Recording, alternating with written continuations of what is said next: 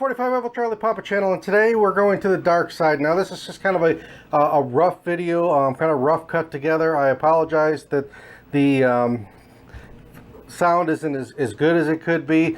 I had never shot a black powder rifle before, and so we went down to the old gunsmiths and spent a day at the range shooting black powder. Now we were just there to enjoy the range day, but I did do some filming. It's not quite to my regular quality of filming, but there's a lot of good information in this video. So if you've never shot black powder like I hadn't, a lot of good information on how to load, some precautions and stuff you need to use. But this is my Thompson Center Renegade Hawkins style rifle, and we went out and shot that, and we also shot a Flintlock. And without further ado, let's go to the footage. Thanks for watching. Hello, 45 Alpha Charlie Papa. Jim. We're here today with a couple muzzle loaders. We got a Thompson Renegade. Thompson Renegade, the Hawkins style rifle.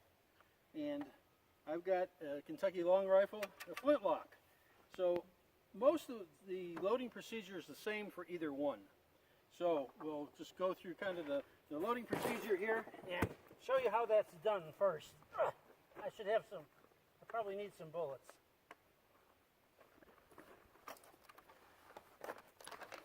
Okay, with the cap lock, the first thing you want to do is you want to fire a couple of caps, no load in it, just to burn out whatever oil or residue is in the barrel so it doesn't contaminate the charge.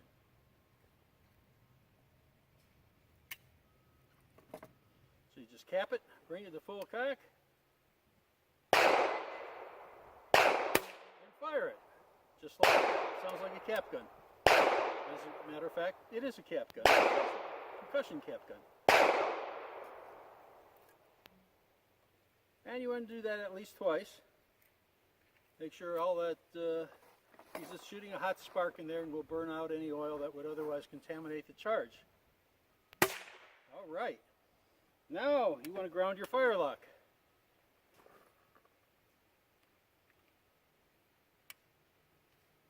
Put the butt on the ground. Butts down. You want to do that on the end here?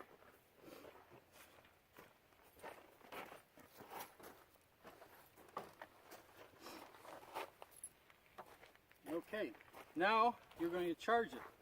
Now there's a couple ways with charging it. You can have a horn, a powder horn, or you can have a powder flask like this one. And this is actually made for pistols, but it works either way. I'm going to shoot a 60 grain charge. I've taken a deer antler, I've hollowed it out and drilled it out until it holds 60 grains. So that's my very, what do you want to call it? Scientific? No, not scientific, but politically. Yeah, it's my correct to the era.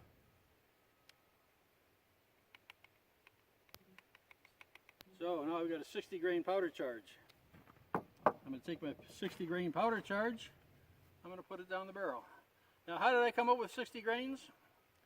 Well, I've shot 60 grains for a long time and it seems to work for everything I use. So you want to do the same thing now. We'll start you out, since you're a 50 caliber, with a 60 grain charge also. So put your finger over the edge.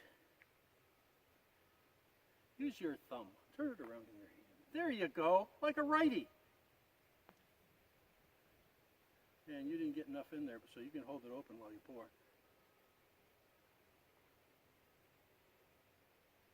Just pour it till it's full. There you go, you got a measured charge. And put that down your barrel.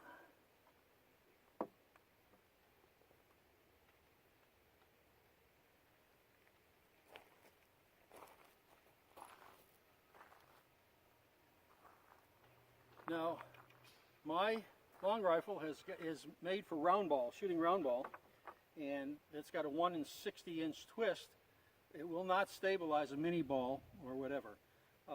This has got, I think, a 1 in 45 or 1 in 48 twist. It should be pretty good with both a round ball and either real ball or one of the subordinates. So, 54 caliber here. you've got 50 caliber balls. What we want to do is we want to put a patch on them. In my case, I know that I can use regular cleaning patches because I've done it before. In your case, we're going to have to try and figure it out. You lube it, and traditionally you spit on it. What I found out is in a day's shooting you run out of spit really quick. And if you put it in your mouth, you really run out of spit quick. So I use Belostol and water personally. Turn that on. To lubricate my patches, get them wet. Center the patch over the bore. Take a ball.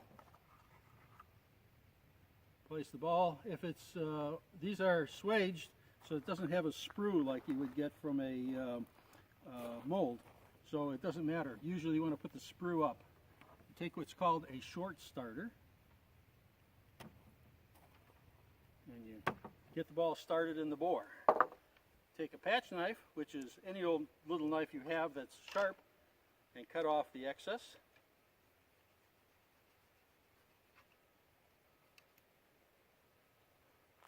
Then you use the longer leg on the short starter. Then you can take your ramrod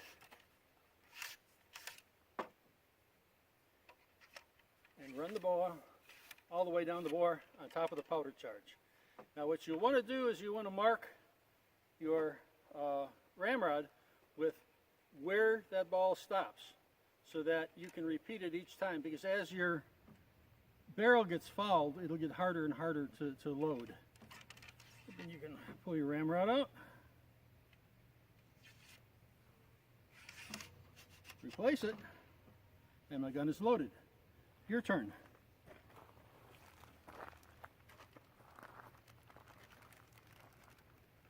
Try one of these first. That's the lightest patch I've got. We'll go to heavier patches if it's too loose. If it's too loosey-goosey, you could use this stuff too. This is Thompson Center stuff, but same type. So now you've moistened your patch. Center your patch over the bore. All on there. Starter and the short starter. Aren't you glad you didn't use it? Use it to cut it off. Now use the long leg of the short starter. Now use your ramrod. And all the way down. You want to seat the ball against the powder. It's very important that you don't have a gap between the ball and the powder, because otherwise you leave room there for a more of explosive rather than a push, and you can bulge the barrel. So you want to always make sure your ball is always down, all the way down against the powder. Okay, now the only thing we have to do to shoot is, why don't you bring your gun around. So in your case, all you've got to do to shoot now is cap the cone or the nipple. In Victorian times, you never called it a nipple because that was gross. With the Flintlock, you don't need to necessarily have a pan charger, but you put a dash of powder in the pan, close the frism. In your case, you just cap it. The cap fell. You missed it, you missed it. Now you gotta kiss it.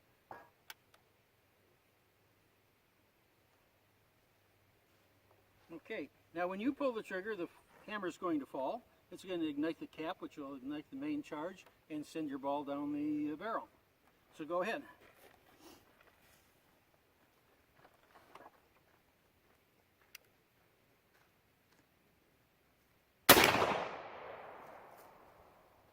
Just like that. In my case, you might want to back off a little bit because this is going to flash out the pan. In this case, the cock is going to come down and hit the hardened steel of the frizzen. Send a shower of sparks into the pan where I place my priming charge. That will flash through the flash hole, ignite the main powder charge if everything works right. And you'll notice it is not quite as fast. Where yours goes off like a regular cartridge gun, this will go foof, boom, because the pan will fire and it'll go whoof, and then the main charge will go off if everything's working as it should. Oh boy, not high enough. Just like that. And if I'm sure you will have caught on camera the flash from the pan. Yep. Okay, Flash so bang. we now have 2 rounds down range. I can see mine hit way high and right. Or maybe not, because yours looks like it hit the same place. That would be strange. But anyway, all right, so you fired 1 round. Now you just repeat that same process over and over again. But about every 5 rounds, you'll want to kind of clean the bore out with a patch, a wet patch, to keep the fouling down. So you should be able to get 5 shots or so out of it before the fouling starts to build up, and you'll be able to tell that when you try and ram the ball home and it doesn't want to go. Sometimes you may have to squirt a little lubricant down the barrel to dissolve some of that to get the ball to seat, but you have to get that ball to seat. Okay?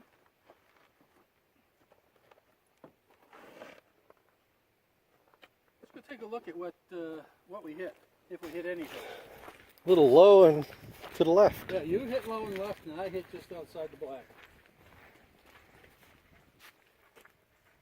So what you want to do now is you would want to fire maybe 2 more shots and see if you get a group. Now, if you're getting a group, we know we can just adjust the sights. If you're scattering all over the target, then we have to worry about, is it you or is it too light a patch? You know, you may need a heavier patch to grip the rifling, but we'll need to take a few shots to find out. In my case, I've shot this gun before, and I've got it pretty close to where it needs to be. But again, you can't tell anything until you shoot a group. All this tells me is that out of a cold barrel, my first shot did okay. One of the things you will find if you talk to other guys who are shooting muzzle loaders, you're going to talk to guys who are loading these guns with 120 grains of powder or 100 grains of powder to hunt with. And if you want to do that and take the abuse, go ahead. You know, it's not a problem. They'll take that kind of a load. But what you want to keep in mind is that from 50 yards with 60 grains of powder, this gun will shoot right through a deer. So what is the point of 120 grains of powder? The only thing I can think of is you don't want to shoot a deer at 50 yards, you want to be able to shoot him at 100 and keep the trajectory down. Well, in the Midwest here, a 100-yard shot at a deer is a real rare thing. If you're zeroed at 50 in the woods like we have around here, you've got everything you need. I mean, you're as far as you need to be. Okay? So you can burn more powder if you want to. The powder manufacturers will love it. Well, thank you very much. Now, after you shoot, you don't want to get too fast for a couple of reasons. One is you want to make sure that there's no embers still in the barrel from the powder you burned. You don't want to dump more powder on it and have it flash, out on you. You can, simply take a wet patch and run it down the barrel after every shot. Some guys do. That's fine. There's not a lot of hard and set rules, except that don't put your head over the end of the barrel when you're loading, because that could be really disappointing. And you want to make sure that with the flintlock, you may want to make sure that it's not cocked and the prison isn't closed, because it's always possible. So once again, we just go through the same routine. We get our powder measure. We measure a charge.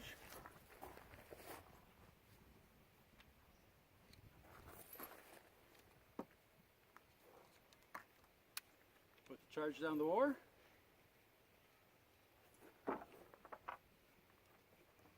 We get our patch material. And this is the fun part, to me, is the fun part about muzzle loading, is you try different size balls, you try different thicknesses of patches. Here, I've got a regular cleaning patch like you buy from Brownells or Kmart or whatever. And my gun happens to work really well with that. Sometimes you'll find a thicker, heavier material, or even pillow ticking, which is heavier yet, is what you need for it to ride the rifling and give you the accuracy you're looking for. But once again, you just take this after you've got your powder down the barrel, center your patch over the barrel. And a fan so graciously gave me some number 13. So well, you know, fans are like that sometimes. Short starter.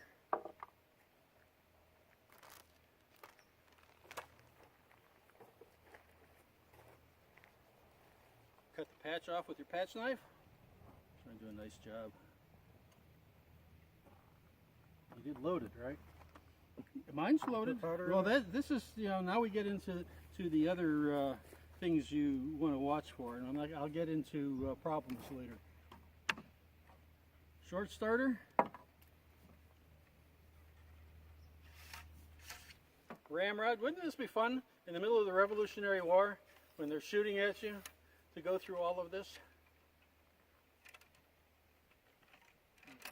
Make sure the ball's all the way down on the powder charge.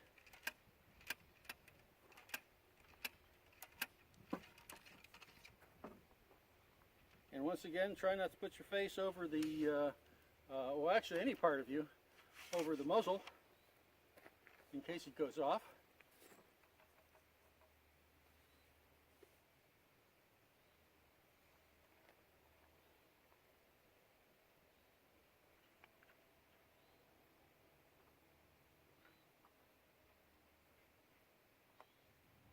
Now, of course, if you are using one of the modern muzzle loaders, you're doing all this from the breech end, or you're loading this part the same. You just, the lock is enclosed, so they're more reliable in bad weather.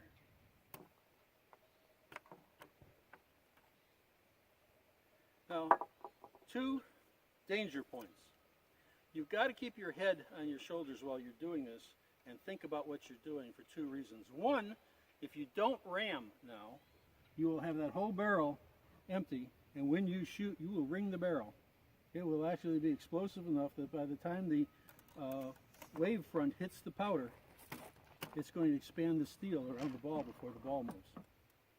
Okay, so one of the things you have to make sure you ram that ball home every time. If you're not sure whether you did, get your ramrod out, drop it back down there. Okay, that ball's rammed home. It's not sitting just down here, because that will ruin your gun and probably your whole weekend.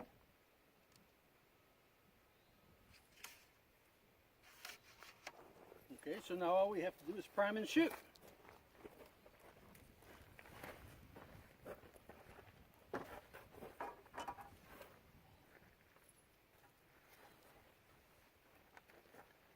The second real problem that comes in,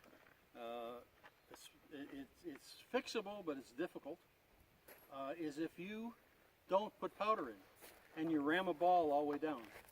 Now you got a ball against the breech and you're not going to blow it out with just the cap. If you forget to put powder in, you've got a problem that really needs to be handled. Okay? Usually you can pull your nipple off or your cone off and dribble some powder into the chamber under there, put it back on, and you should have enough to move the ball at least down the barrel. Okay, and then you could use just the cap again to get it out. Or you put a screw on the end of your ramrod that's got a thread like a wood screw that you force down and you turn it into the ball and then pull the ball out. But probably the most difficult thing to do is to have a ball down there with no powder. And you'll do it. It's just a question of when. There's only 2 kinds of people. People who have done it and people who are going to do it. Shoot black powder long enough, you'll do it.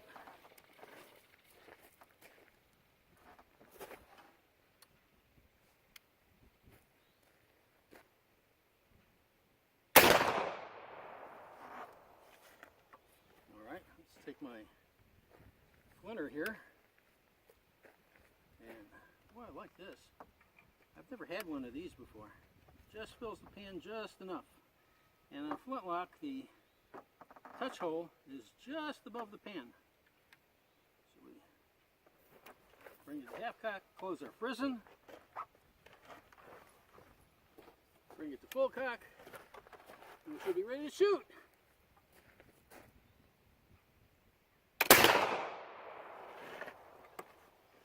And you'll notice a well-timed flint. You'll hear a lot of people tell you about the problem with a flint is that you've got to hold the sight after you pull the trigger and it goes boom. If you're getting boom, what's happening is you're putting too much powder in the priming pan. And that's got to burn down until it gets to the touch hole. So you're getting that until it burns down and then it goes off. When you've got the right amount of powder and you've got everything timed right, it will fire just like this one did. Just that hammer falls and it goes boom. You don't even notice that there's a delay. So let's get another round down range and see what our 3-shot groups look like. By the way, this is called the possible bag. You see a lot of muzzle loaders using them, and that's basically in the field. So you've got all this stuff that's on the table now in the bag. Basically, it's called the possible bag because you stuff everything you need in it. Everything you could possibly need goes in there. And everything you could possibly want goes in there, including your lunch. And you stuff as much in there as possible so you don't run out. So that's a possible bag. So once again, you ground your firelock. Measure your powder. You're probably not going to show this on the video more than a couple of times. If you show this for 5 or 10 shots, you're going to have, no, that you just emptied everything back in. Turn it over again, fill it, now let make sure it's closed. Now you should have powder. There you go. Just like downtown, only crunchy. That's probably a 50 or 55 grain charge that comes out of that. It's just not quite 60 grains.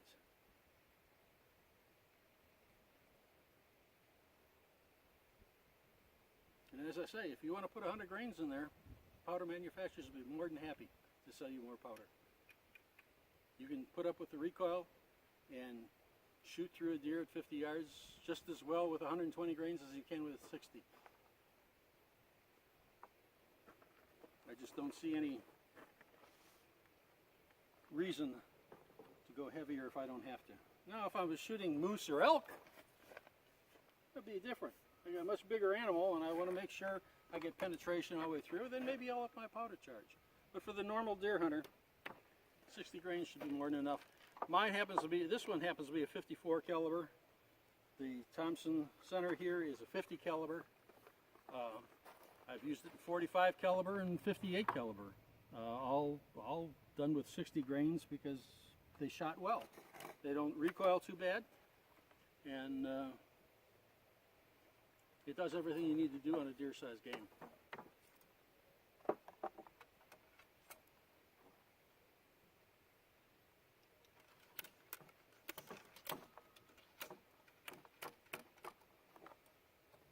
You can tell, it's getting harder every time. Yeah, it's a little harder every time. That's why every 3 to 5 to 10 shots, just depending on the gun you're using. Now what we're using here is real black powder. This is not a substitute powder. And if I'm not sure I'm down there, I can always tap it there. And no, you don't have to replace the ramrod after every shot. What you want to do is make sure you take the ramrod out so you don't shoot it downrange. That ruins your accuracy totally. Okay.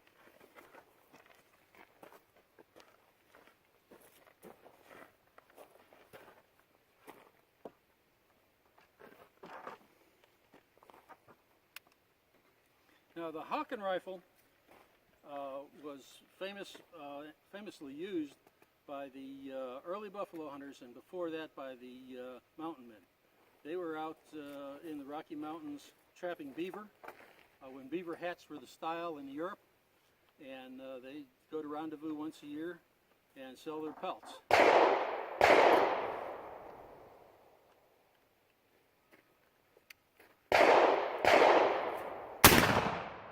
It's a much heavier, more robust rifle for carrying on horseback, and much handier on horseback than the long Kentucky Pennsylvania style. The Kentucky Pennsylvania style was invented in the United States, and the idea was to have a long barrel to use smaller powder charges to make sure you burned all that powder, because pioneers the revolutionary core for the most part. They wanted to make sure they got as much as they could of powder charges. And it was not used on horses. They were the hunters at that time that trapped or hunted for furs for the market were hunters, and they for weeks and live off the land and collect hides to sell when they got home. And so this was basically used on foot more than it was used on horseback. Once they got to horseback on the Great Plains, then suddenly they decided they needed a shorter rifle, a heavier bore for bigger animals when they ran into elk and grizzly bear. Of course, that's the famous one. You know what happens if you're on a trail, on a mountainside, and there's just a small trail, and it's a straight drop off, and you meet a grizzly bear coming the other way. That happened to me once. You know what you do? You die. He killed me.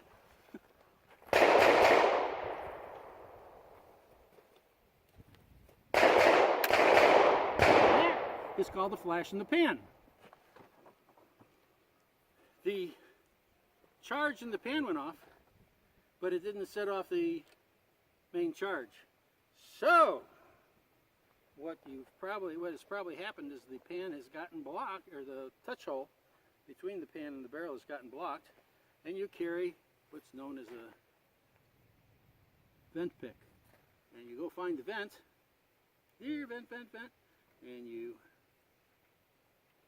either that or I got a ball in there with no powder.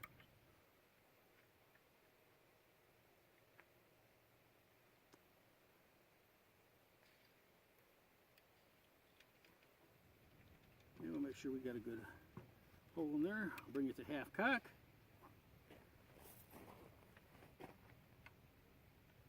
Reprime the pan. We'll try it again.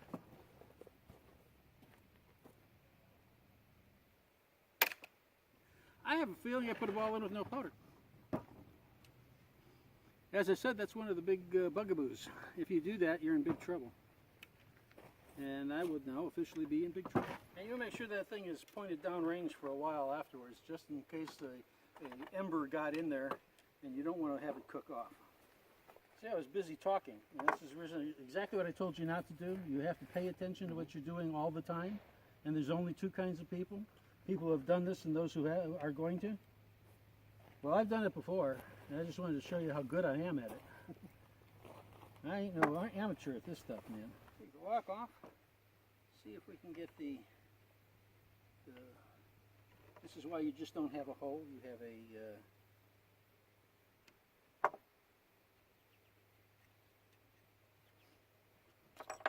and we look in there and we can't see any powder in there. Fouling, but no powder. Let's try and dribble a little powder in there. And it's a wonderful example of how you can screw up. I couldn't have planned this. We show everything on the 45 Alpha Charlie Papa channel. Yeah, we even show the screw ups.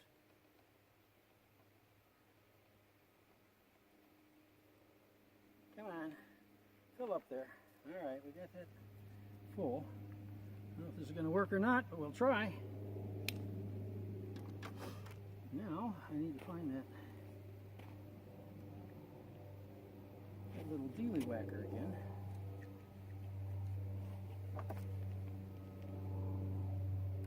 So what I've done is I've pulled this vent plug out of here, put some powder behind the ball, screwed that back in, lock back on.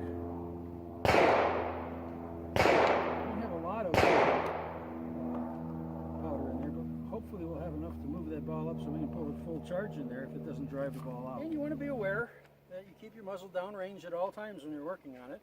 You never know. We'll try to charge the pan. Well, before I charge the pan, what I should do?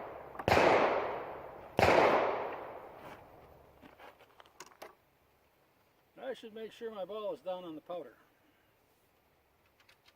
because it may have moved up.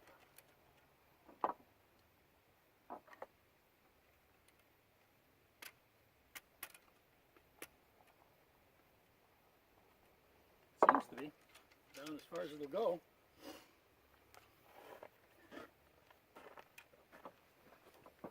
Then let's charge the pan, because we didn't want that space in there if we didn't have to have one.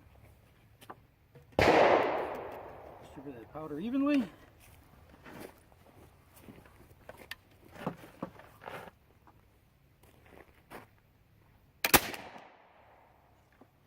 Well, I think the ball went. Yeah, I saw the patch come out. You saw the patch come out? So we patch. had enough powder in there that way to drive the ball out of the barrel. Double check.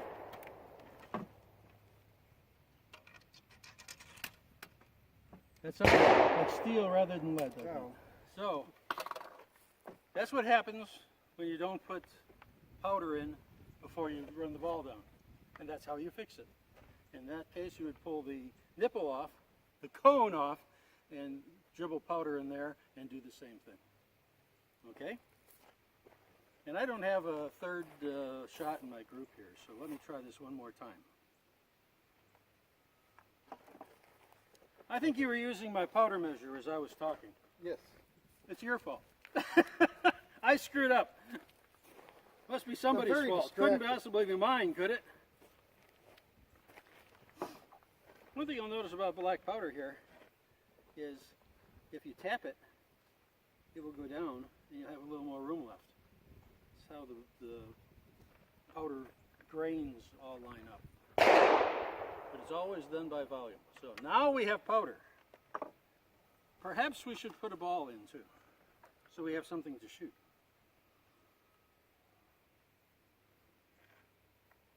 There it is.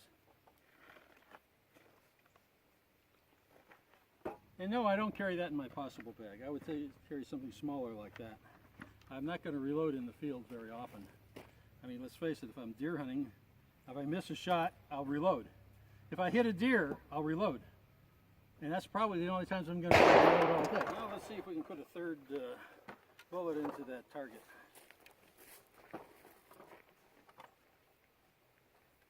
Again, this is for the priming, and you use a 4F powder in your pan, which is the finest. This is being a 54 caliber, I shoot 2F in it.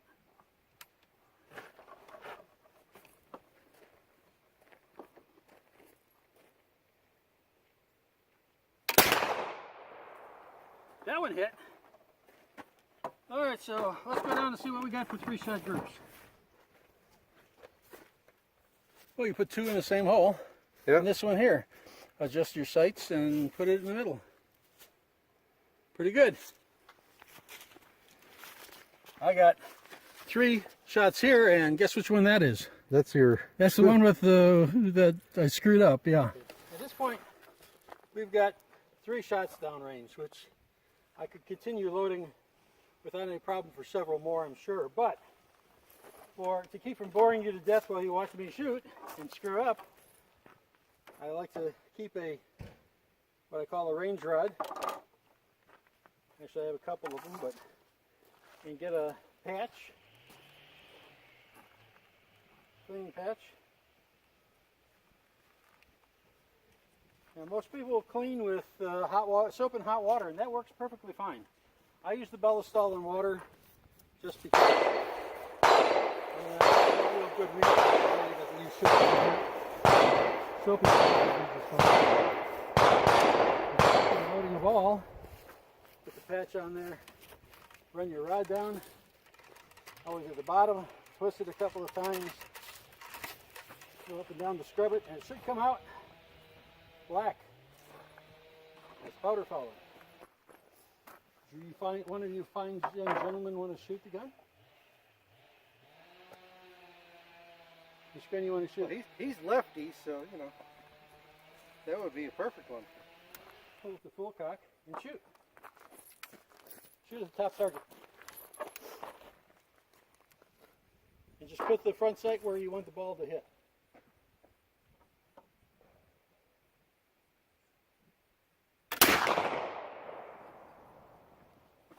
Gotcha. We're looking at it, weren't you? That gas, didn't you? Yeah, that's one thing Flint's do is It's fine. It didn't hit me. It just you grazed. get gas coming out of that flash hole. Okay, so that's I all need there to is to move it. the- But you have to get the ball down, so sometimes it's necessary to do nasty things. Bring it to the half cock.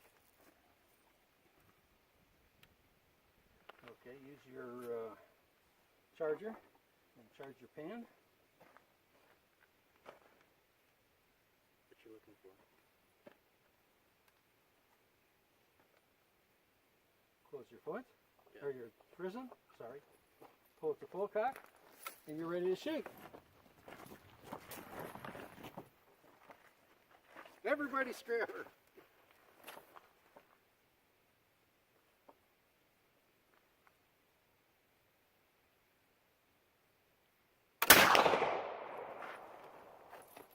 Just like that. Just like they did it back in 1776. You will find that these rifles come from everything from really plain to very fancy. Actually, during the Revolutionary period, they weren't as fancy as this. Okay? During the Revolutionary period, if they had a patch box on them, they had a sliding wood patch box that slid up from the bottom. The idea of the patch box, well, most of them are hinged on the top and come up. Side hinge, it's not as fun. I designed this one myself just because it's different. This is what's called the Golden Age. This would be 1790s, just before everything started going over to percussion, and a lot of them were then converted to percussion from Flintlock. Okay, so you'll find a lot of old rifles with percussion ignitions, because all it takes is to replace the lock and replace the flash hole, or flash hole liner in this case, with a snail drum that holds the nipple, and it was a simple conversion, so they didn't have a lot of them, so they didn't have to fool with it. Two problems with the flint is, one, in wet weather, you can get your priming powder wet and it won't go off. If the pan doesn't close on the, or the frisson doesn't close on the pan real well, as you're walking around in the woods, all your powder will go off.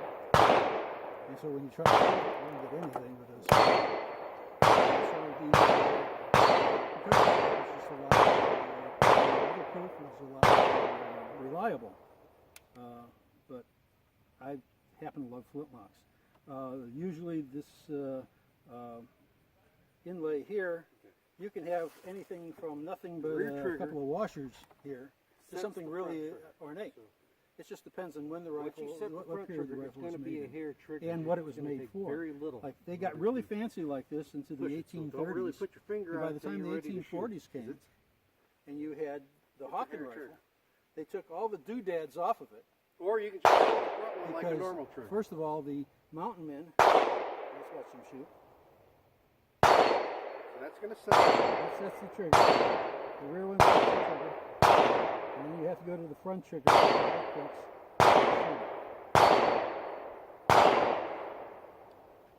You have to go to the front trigger to shoot. Okay, there you go.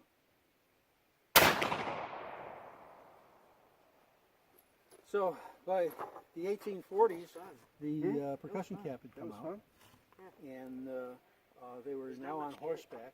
So No, it's only they fell with the 60 rifle, grains and the of horse powder, fell so- down the side of a mountain or whatever. They needed a big thick wrist so it wouldn't break, and a heavy barrel so they could throw big charges in it for bears. So as the need changed, they got rid of all the fancy carving and all that other stuff that they used out east when they were hunting deer. And then when they went west and started running into bear and Indians who could see the flash of the brass Why don't you just bring reflecting the sun, and they didn't want the Indians to find them, all that stuff disappeared. So this was kind of a work of art and a sporting rifle, and that was a working gun. Did you fire 2 shots? Yep. Yeah, well, that's the 2 shots. Those Which 2 right there. Top one. Top one? Pretty low. But you're on target. Sort of. Sort of. Want to take another shot? Uh-huh. I just wasn't expecting the recoil, that's all. Well, that's not heavy recoil. That's pretty light recoil, actually. But yeah, if you're not used to it, you're not expecting it. That first time is always. Anytime I have a new gun, you know, I haven't shot before, You I'll do always the get that same small thing mainly flinch. because I don't know if that gun's going to blow up. Yeah, I've never shot it before. Well, Well, I know still what gonna it's going blow to up. do. You just don't know how it's gonna blow up.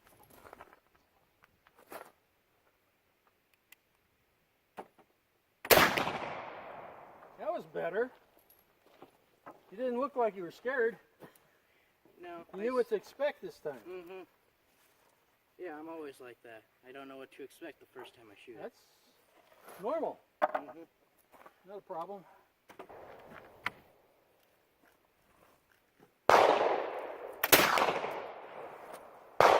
Better.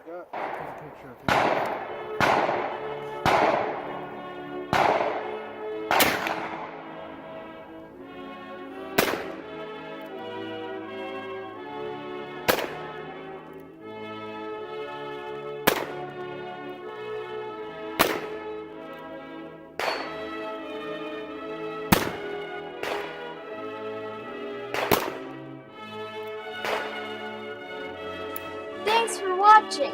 Please subscribe.